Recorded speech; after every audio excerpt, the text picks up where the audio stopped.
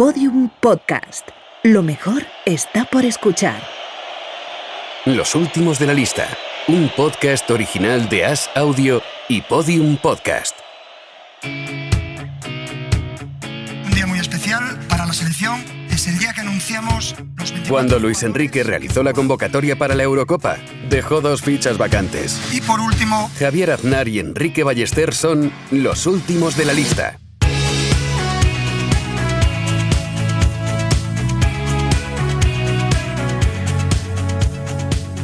¿Cómo estás, Enrique?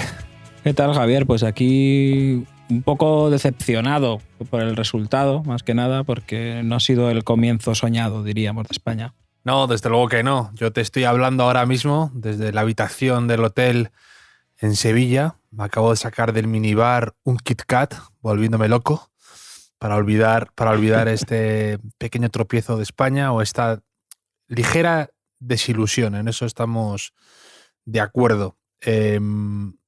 ¿Cuál sería tu lectura del partido, ¿no? Una España timorata, podríamos decir. Ojo, ojo al juego de palabras. Ojo que empezamos fuerte y demostrando por qué te hemos enviado a la Cartuja como enviado especial, ¿eh? O sea, desde que enviaron a George Plimpton y Norman Mailer a Kinshasa a cubrir el combate de Foreman y Ali, no se había visto nada semejante y no se les ocurrió a ellos un titular a esta altura, timorata. Yo creo que podemos acabar ya el podcast con esto. O sea, podemos... pero ¿no ves el titular Ti en pequeño y Morata en grande y dejarlo ahí, ¿no? Para que la gente entre en el debate. Pero bueno, es que ha estado ahí... Sí, yo de hecho estoy desconectando ya. pero en el ambiente, en el estadio, no sé qué va a suceder con esto de Morata como referente arriba porque está la cosa peliaguda. No sé si Luis Enrique se va a mantener un poco como hizo Del Bosque con Busquets en el Mundial de Sudáfrica con Suiza, que se mantuvo y le fue bien, o si va a cambiar por Gerard Moreno, porque la gente lo estaba pidiendo a gritos. No sé. Sí, es que, claro, Busquets es verdad que tenía mucha confianza Del Bosque en Busquets, incluso salió después de aquel partido, creo recordar, diciendo que le gustaría haber sido como Busquets de futbolista, ¿no? Que si él fuera un futbolista de aquella selección sería Busquets, y muestra síntoma de la confianza que tenía, pero más que bien, ahora Morata da confianza, pero la confianza de que la va a fallar, más que nada, ¿no? Sí que tiene un punto Morata, siempre lo ha tenido, de un poco delantero troleador, que yo le veo capaz ahora de empezar a meter goles decisivos hasta la final. En eso me recuerda un poco a Fernando Torres, que también generaba a veces este tipo de debates alrededor. Yo no le veo bien a Morata, pero no me extrañaría que Luis Enrique insistiera con él. También viendo un poco, conociendo desde la distancia a Luis Enrique, ¿no? Como él es una persona que suele ir con sus ideas hasta el final. Y te quería preguntar por eso que has dicho, ¿no? De la reacción de la grada con Morata. Ha pasado algo que decía, estaban pidiendo a Gerard, ¿no? Pero es muy de la grada también estar criticando a Morata y tal, ¿no? Porque ha fallado esta, que ha fallado la otra. Y luego cuando Gerard ha tenido esa al final de cabeza, a lo mejor gritar, esa Morata la marca, ¿no? O sea, que es...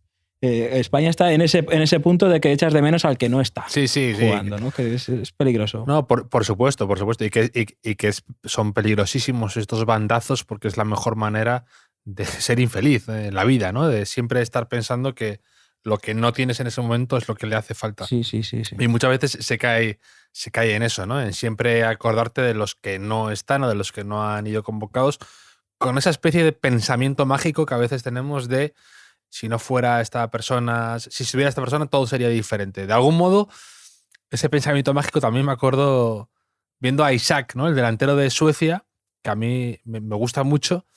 Y como estuvo a punto de fichar por el Madrid, antes de fichar por el Borussia Dortmund, estuvo a punto. Sí. Siempre a esos jugadores les tienes un poco idealizados, ¿no? Como un poco esa relación que no pudo ser y que estuvo cerca, pero al final no se dio.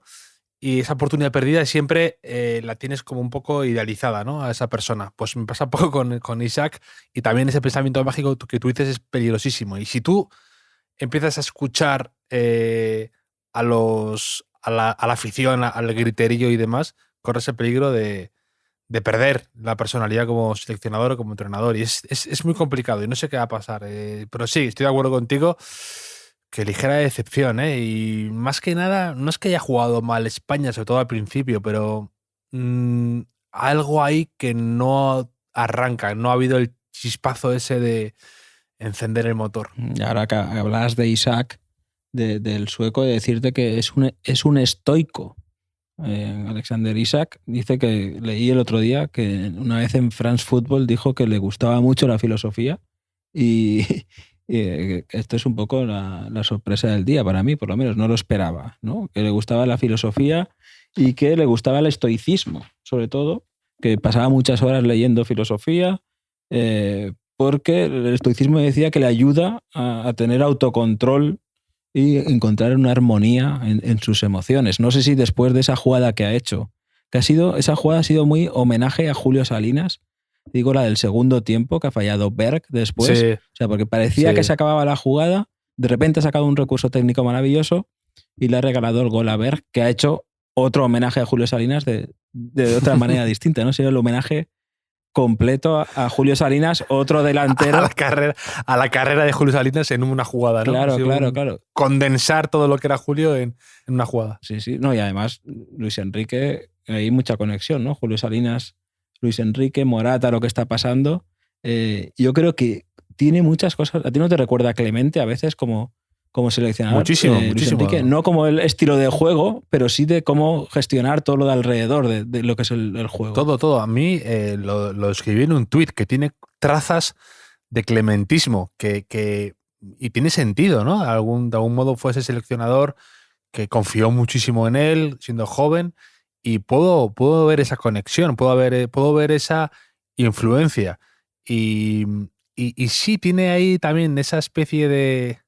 También podríamos incluso calificarlo de estoicismo o rayando a veces en terquedad, ¿no? Hay cosas que a mí me resultan un poco difíciles de entender, como por ejemplo lo de Marcos Llorente de lateral, ¿no? Que está muy comentado. Y no creo que haya hecho un mal partido Marcos Llorente, ni mucho menos, porque creo que es un jugador que está en un pico de forma tremendo. Lo que pasa es que se le ve fuera de sitio y creo que además en estos torneos a los jugadores que están a un buen nivel tienen que estar cómodos, y a Marcos Llorente no sé si se le ve, y hace buena pareja ahí como con Coque, que Coque saca el balón y Marcos se pone como más adelante, pero no sé, no le veo del todo aprovechado, ni mucho menos. Lo hemos visto con el Atlético esta temporada, ¿no? Cuando por circunstancias, sobre todo por lesiones y por lo que pasó con Trippier, Simeone ha tenido que usar a Llorente de lateral.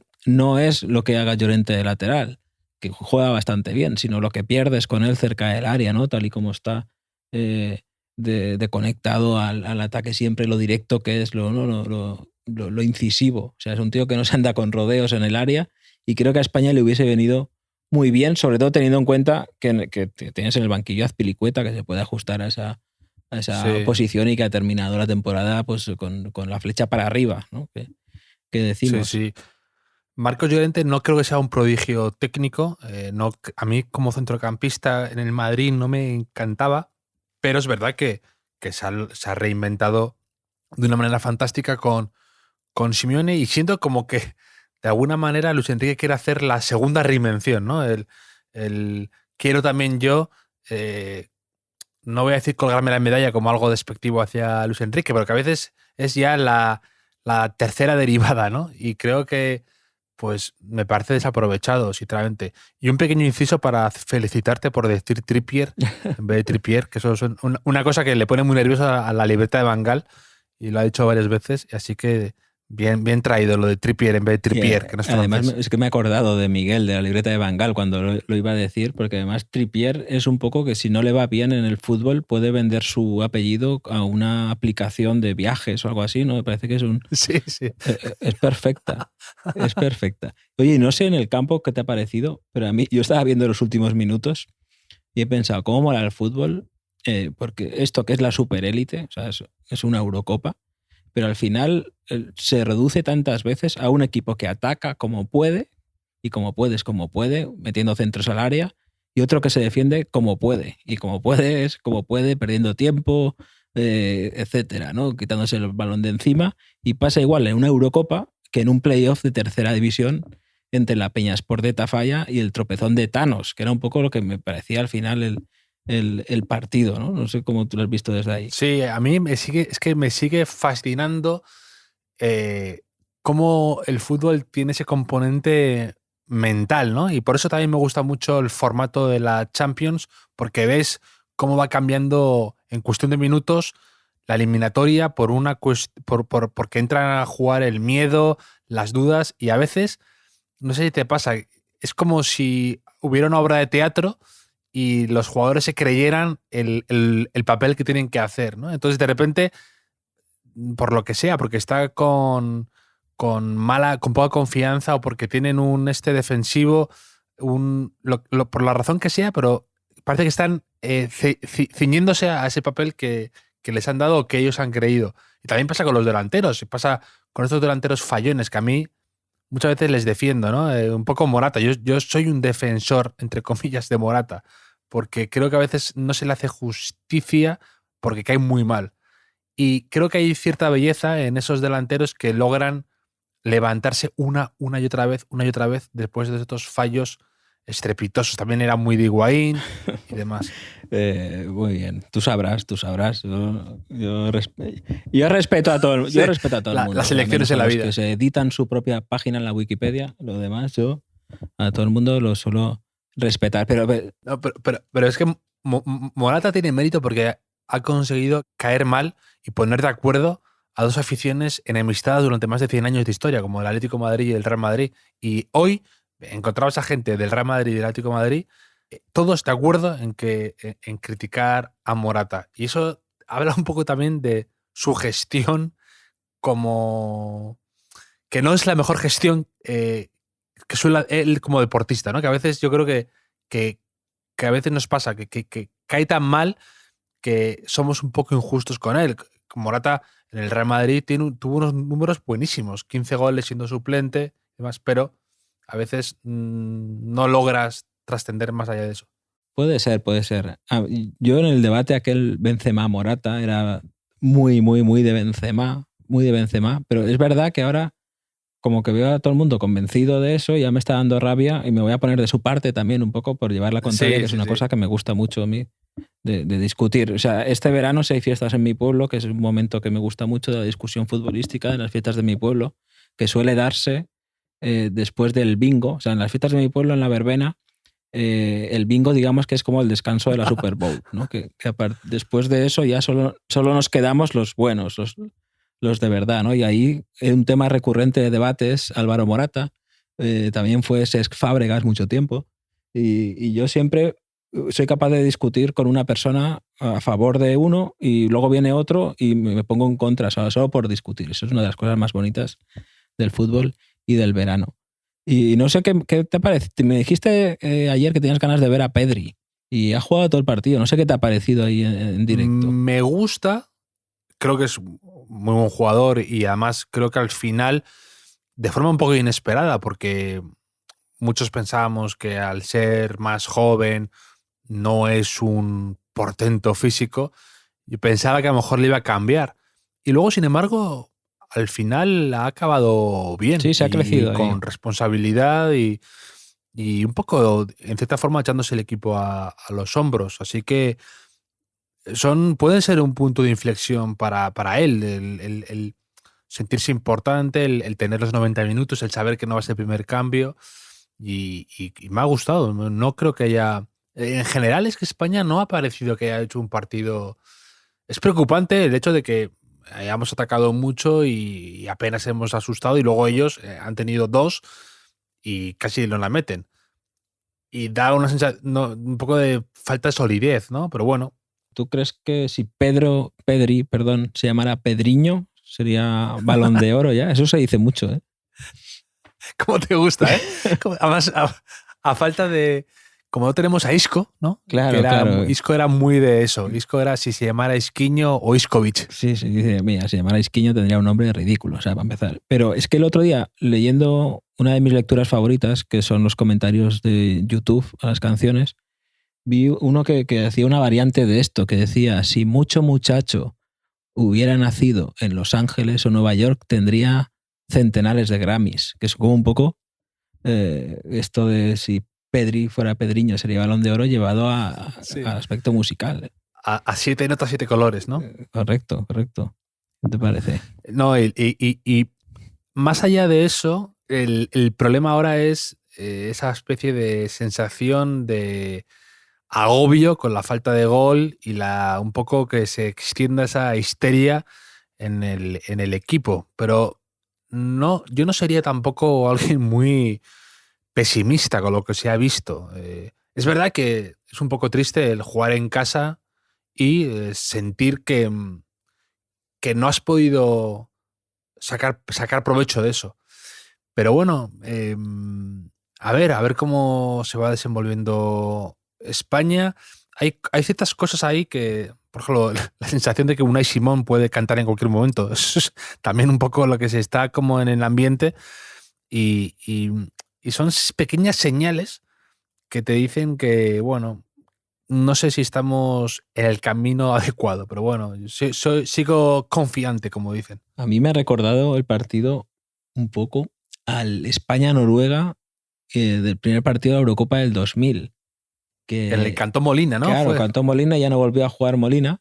Entró Cañizares en el segundo partido y España perdió 0-1. Después se rehizo, pasó a la fase de eliminatorias con el gol de Alfonso, que quizás sea el que más hemos celebrado algunos de la selección española en una fase final, probablemente. Y golazo de Munitis. Yo ahí tengo que... Ese gol que mete por la escuadra... A Francia fue, ¿no? O sea, Munitis contra Thuram hizo un partido después en los cruces, que después falla Raúl el penalti. No, pero tú dices el gol de Alfonso a Serbia. A Yugoslavia, sí, a Yugoslavia. Sí, era Yugoslavia, sí, efectivamente. Pero en ese partido metió un golazo por la escuadra Munitis. Y me da pena que se haya quedado eclipsado por el de Alfonso. Ahí hay que defender a Pedro. Pues tan eclipsado que yo ni me acordaba. Yo me acordaba que después, con una entrevista, Thuram decía que el futbolista que peor se lo había hecho pasar en un terreno de juego fue Munitis aquel día, en la Eurocopa. Y la verdad es que, sí. que fue así. Y que tiene en el despacho una foto de Munitis y la imagen de Thuram en su despacho, rodeado de libros de estoicismo que le ha prestado Isaac y con un póster de Munitis en la pared, me parece una imagen que me encanta. Hombre, y Thuram ha hecho un poco el truco Bordalás, se retiró, se puso gafas y un poco automáticamente te conviertes en intelectual. Si eres futbolista y haces esas cosas, que luego Bordalás perfeccionó dejándose barbita, ¿no? Poniéndose traje. Lo hablábamos hoy en Twitter, alguien nos comentaba eso, ¿no? De que lamento no recordar quién, ya le pido perdón anticipado.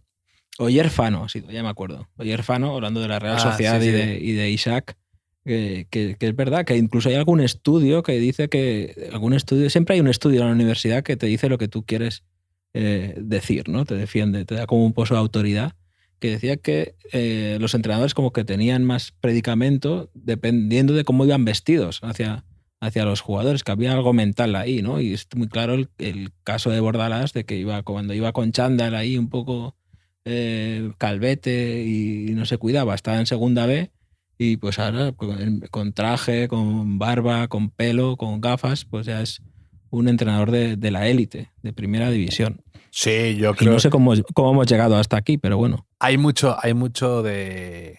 Al final, no sé, yo también, por ejemplo, muchas veces lo he dicho, ¿no? Que igual que hay entrenadores que calan de una forma especial porque han sido leyendas en el club, te hablo de Simeone en el Atlético, te hablo de Guardiola en el Barça, te hablo de Zidane en el Madrid y podría poner más ejemplos. También creo que a los jugadores respetan más cuando ven a un entrenador muy en forma, que se mantiene a los 50 años bien, que te hace sentir culpable, ¿no? Tú entras en el vestuario y ves a Simeone o a Conte en plena forma y que se cuidan y pues te hace ponerte al al día, yo creo, ¿no? O al menos no relajarte también. Yo creo que al final no hay mejor orden que el ejemplo.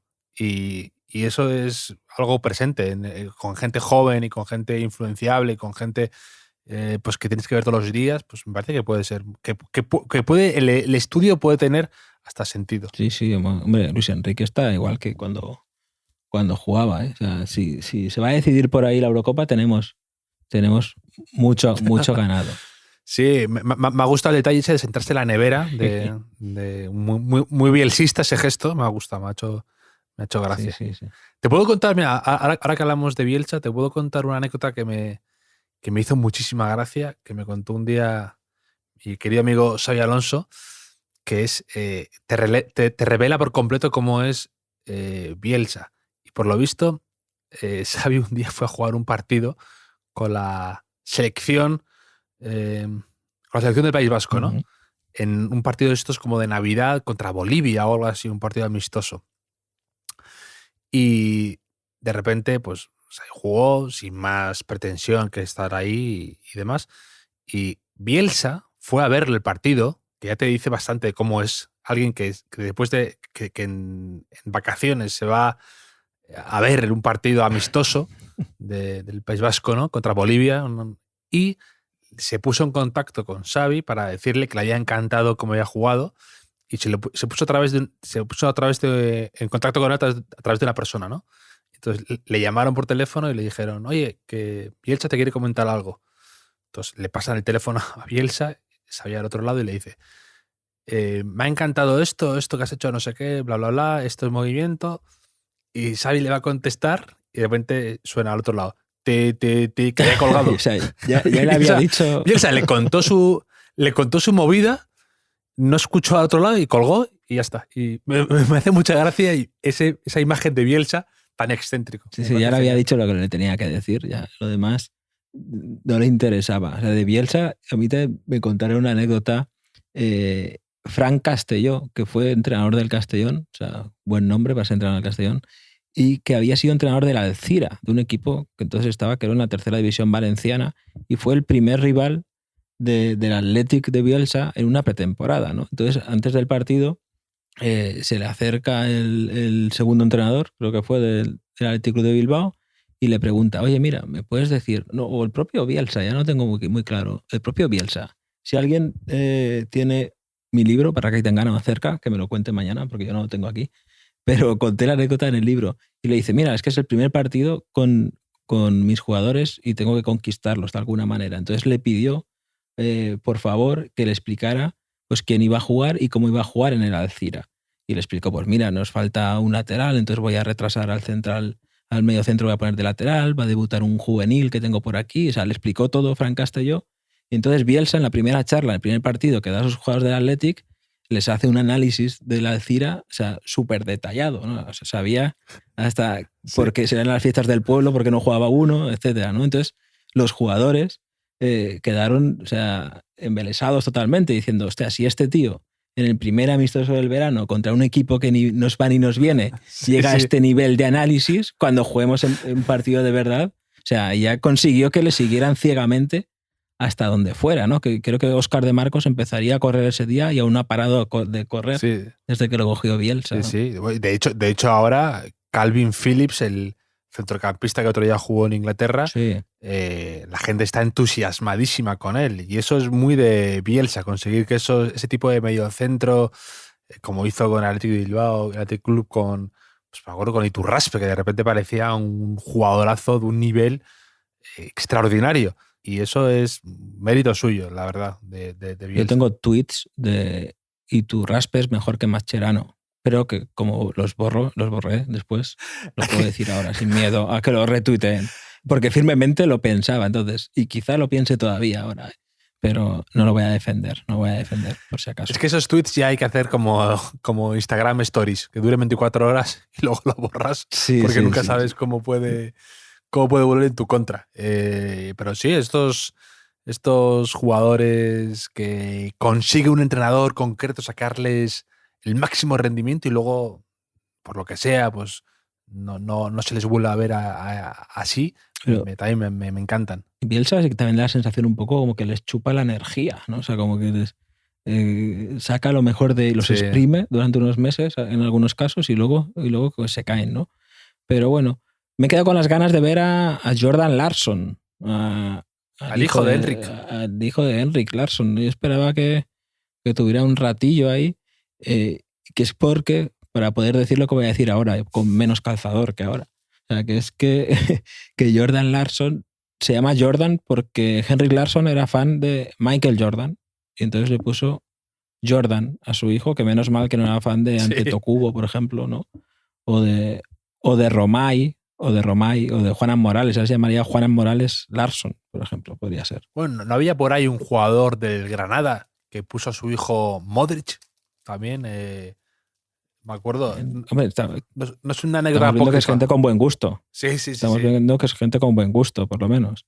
Yo con el Castellón vi un partido, un Jove español, Castellón en tercera división, que de repente por megafonía anuncian un cambio y por el Jove español entraba un tal Michael Jordan. O sea, se llamaba Michael Jordan y lo mejor es que era el típico... Se llama Michael Jordan porque sus padres le pusieron Michael Jordan. No es que el apellido fuera Jordan, era Michael Jordan lo que fuera.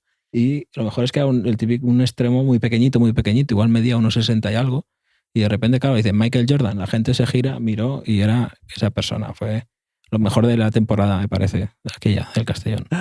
No, y la verdad es que hubiera estado bien de ver a Jordan Larsson, porque yo fui también me encantaba su padre, Henrik Larsson, que para mí, que héroe, bueno, o villano en mi caso, porque yo no iba con el Barça en aquella final contra el Arsenal, pero fue el héroe de ese partido, fue el que cambió totalmente con un par de jugadas, un par de pases clave, y era un jugador de esos un poco infravalorados. Además me gustan ese tipo de futbolista que era un poco, tenía un rol como de estrellita, de goleador absoluto, y de repente viene a un club un poco a conseguir ese título que le falta a su carrera y adopta un rol mucho más secundario, pero de jugador zorro, veterano, que sabe moverse. Un poco también lo que hizo, en cierta manera, Enric, sabiendo mucho de las distancias porque era un superclase.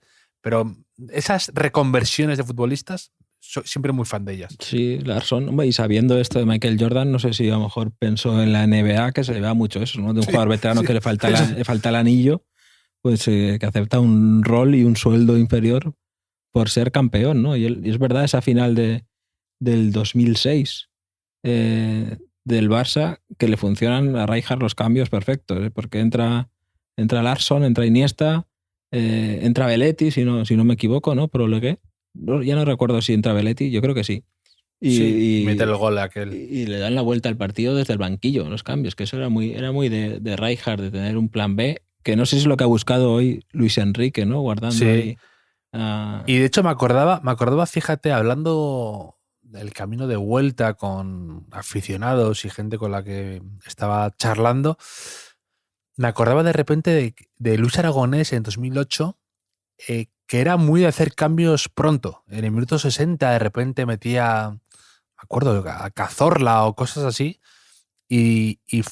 o a Silva, y de repente tenía a todos como muy rodados. Y eso me gustaba, todos sabiendo que eran casi todos importantes. Evidentemente no puedes aspirar a que toda la concentración tenga un papel fundamental, pero es que es una labor muy complicada esa de seleccionador, para apostar por unos jugadores y tener a los otros enchufados para que se metan y que sepan aprovechar ese tiempo y demás. De hecho, no lo sé. De hecho, Luis Aragonés, en la fase de grupos del 2008, España-Suecia, quita a Xavi, si no recuerdo mal, quita a Xavi y mete a Fábregas, que es un cambio que luego repite. Acaba ganando 2-1 España ese día con un gol al final de Villa a última hora. Y en cuartos de final, el partido famoso contra Italia, donde todo cambia, también hace ese cambio, quita a Xavi, y que es algo que ahora quedaba un poco ahí como que nadie se lo cree, pero está ahí, o sea, eso fue así, que es algo, a mí me ha sorprendido, cuando ha metido a Thiago, que haya quitado a Rodri, digamos, que era el ancla que estaba ahí en el medio, y no sé, es que todavía no sé muy bien si esto ha sido el plan del primer partido o Luis Enrique va a insistir con esto, porque vemos que este perfil de selección funciona muy bien contra equipos que a lo mejor te dan más espacio o que puedes robar arriba y hacer transiciones, pero contra equipos que les pegan atrás, que le plantean el partido que le ha planteado hoy Suecia, están sufriendo bastante. ¿Cuál es tu opinión sobre Thiago Alcántara? Porque genera también muchos pensamientos encontrados. Me pregunto ahora mismo qué pensarán de él en el bingo de tu pueblo. Pues también es un tema que sale de vez en cuando. A mí me gusta Thiago. Porque a veces le ves jugar, está tan sobrado. Hablábamos de los flipados el otro día, ¿no? Y él es un poco flipado. Y creo que ha ido aprendiendo. O sea, que quizá se adornaba demasiado, pero por ejemplo, en el Bayern campeón de Europa de la temporada pasada, él acaba jugando muy bien. En el centro del campo. Y es verdad que le falta un puntito con la selección en las grandes citas, que al contrario de lo que sí que hizo en la Sub-21, que lideró equipos muy buenos, le ha faltado un poco y quizás sea este su torneo. Y yo le tengo fe, reconociendo todos esos arabescos que a veces hace, esas pérdidas que a veces, que hoy casi hace una al principio, al poco de entrar casi la lía, pero me parece un jugador. Y en este contexto de partidos contra equipos cerrados, que necesitas el último pase, necesitas ahí, o el último o penúltimo pase que todo lo desequilibre, yo creo que Thiago, no sé, cuando veamos su carrera en perspectiva, es que ha jugado en equipazos, pero equipazos auténticos. Y bueno. Sí, no, por supuesto. Y es lo que tú dices. A veces le ves y piensas, este tipo es imposible que sea mal jugador. O esos controles que hacía, me acuerdo en el Barça, alguno, de repente la dejaba muertísima y que era un nivel apabullante. Lo que pasa es que yo no acabo de conectar con él, que no veo que coja el ritmo de los partidos a veces. Incluso el año pasado, que fue muy alabado su final, o sea, su fase final de Champions en Portugal con el Bayern de Múnich o sea, no acabo de verlo. O sea, me pasa a veces que de repente digo, no veo a este jugador y de repente me enamora por completo. Y es así. Al principio yo decía que Fede Valverde en el Madrid, al principio de todo, no le veía, me dejaba un poco frío, un poco indiferente, y ahora es mi jugador favorito, casi. Y a veces tardas, ¿no?, en conectar, pero yo a Thiago, a lo mejor, ojalá en esta fase se salga y sea de repente el jugador clave de España. Pero es que no acabo de sentir que para lo bueno que es, se eche el equipo a las espaldas, que sea imprescindible, que sea un jugador de estos que notes que es necesario que juegue. Yo no lo noto, y es verdad que luego le critican mucho por esos gestitos, pero a mí eso tampoco, no sé, que cada uno tiene su manera de jugar, pero no, más allá de eso, a veces no tiene ese peso que yo espero de él. No sé si lo hemos dicho, España ha empatado a 0 con Suecia, que esto está bien, porque yo siempre pienso que a lo mejor alguien se está informando con este podcast. El primera de grupos, Eslovaquia, que ha ganado 2-1 a Polonia, y antes la República Checa ha ganado a Escocia con uno de los goles del campeonato, seguramente, el segundo que ha metido Patrick Schick. Y mañana tenemos ya un bajoncillo, mañana tenemos 2 partidos solo, pero 2 buenos partidos. El grupo de la muerte, que es un clásico que me gusta mucho decir, el grupo de la muerte. Hungría-Portugal y Francia-Alemania. Y no sé si nos quieres describir como un poco dónde estás ahora. ¿Estás ya en el hotel?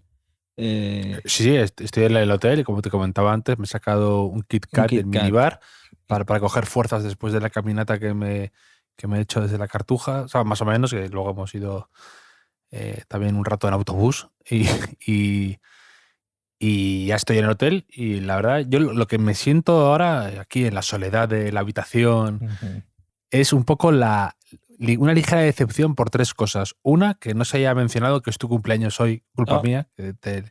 Eso, felicidades.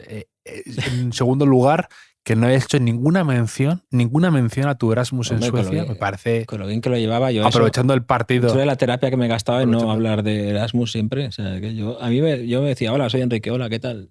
¿Sabes que estaba de Erasmus en Suecia? Ahora poco a poco ya se me va quitando eso, pero encima, si me sacas el tema, lo tendremos que hablar otro día. No te preocupes. Cuando debute el hijo de Larsson. Y luego, en tercer lugar, pues, que no hayas hecho ninguna conexión entre Islandia y Suecia también me deja un poco frío, pero bueno. Sí, pero bueno, es que el tiempo es oro. No te preocupes, que tendremos más días para hablar. No sé qué vas a hacer ahora. ¿Te vas a poner la Copa América? A lo mejor Argentina está empatando con Chile y luego hay un tentador Paraguay-Bolivia a las 2, que yo te veo ahí en el hotel. Yo creo que puede ser un buen cierre de jornada. Pues no lo descarto para nada. Además, en los hoteles a veces aprovechas y ves cosas muy raras que no ves en ningún otro lado, ¿no? Yo me acuerdo, no sé por qué, en los hoteles de repente ves documentales de tiburones o de abejas y te parece fascinante.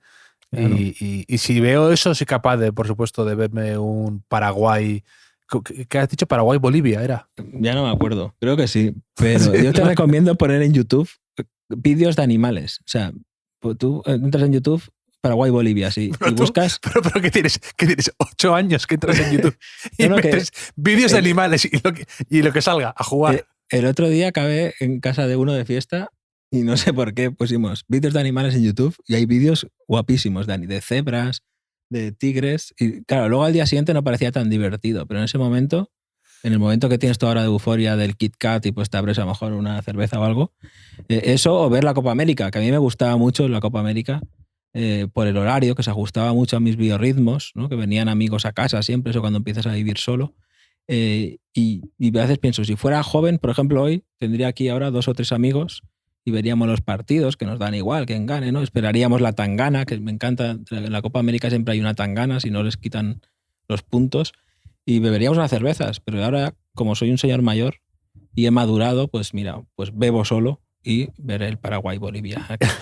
Y la Eurocopa, que es más sobria, ¿no? Que la Copa América, que a veces la Copa América es eso, muy de tanganas y leñeros y las movidas de Chile con otro país que de repente los defensas son... Claro, no sé. Es para verla con amigos realmente, la Copa América. Es como aquel tuit legendario ese que decía que decía que a Mourinho el Madrid no le pilló soltero, que eso esa época era para haberla vivido sin familia, ¿no? Sí, está bien traído eso.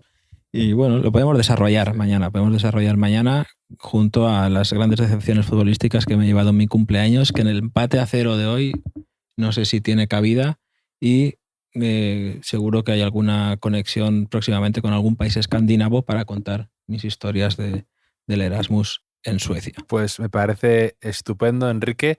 Como siempre, un placer charlar contigo. Te seguiré informando de mis andanzas en Sevilla. Me vuelvo ya mañana, pero seguro que me da más tiempo a traerte algún otro titular o algo novedoso. Mañana nos cuentas algo más. Mañana del ambiente de Sevilla. Si has visto a Manolo del Bombo. Le he visto varias veces, además. Le he visto justo a la salida. La gente haciéndose fotos con él sin parar. Como una estrella del rock, Manolo del Bombo.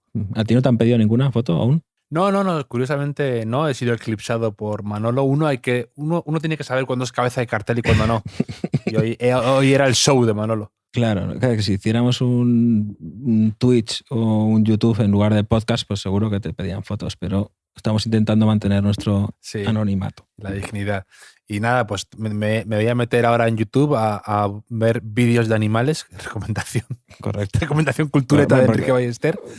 Los goles de España no los podemos ver. Y lo dicho, un abrazo y estamos, como siempre, en Podium Podcast, en As, en Apple Podcast, Spotify, iVoox y en cualquiera de las plataformas de escucha habituales. Que se suscriba a la gente, que nos deje comentarios, que nos escriba en Twitter, que ya la gente se está animando a dar su opinión, a compartir historias y recuerdos, que eso es lo más divertido en el fondo. Y hasta mañana entonces. Un abrazo y que tengas buen viaje.